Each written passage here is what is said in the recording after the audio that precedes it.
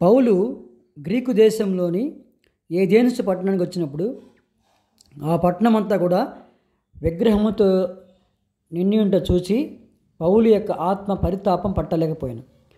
కాబట్టి పౌలు మనసులో నిశ్చయించుకొని ఎలాగైనా సరే వీరందరికీ కూడా నిజమైన దేవుణ్ణి పరిచయం చేయాలి అని ఆలోచించి వారితో ఒక సభను ఏర్పాటు చేసి అక్కడ అనేక మంది పౌలు గారు చెప్పిన మాటలను లక్ష్యం ఉంచారు. కాబట్టి పౌలు గారు అక్కడ వారికున్న అతి దేవతా భక్తిని గమనించి వాళ్ళు చేస్తున్న ఆరాధనను గమనించి వారితో ఈ మాట చెప్పాడు. మీరందరూ కూడా మరి ఒక బలిపీఠముకు మీరు మొక్కుతూ ఉన్నారు, దాని మీద బలిపీఠం మీద తెలియబడిన దేవుడికి అని రాయబడి ఉన్నది.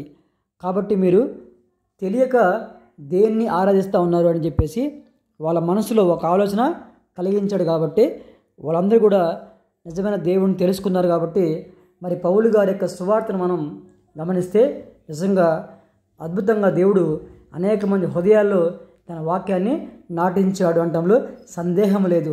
ఆమెన్.